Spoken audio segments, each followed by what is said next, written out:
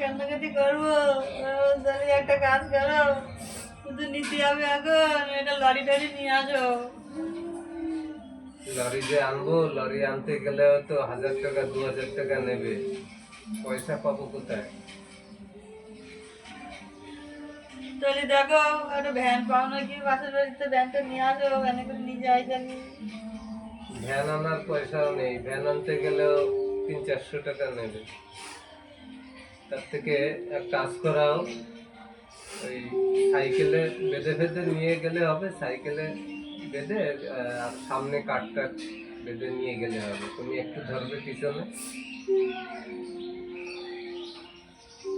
ওরে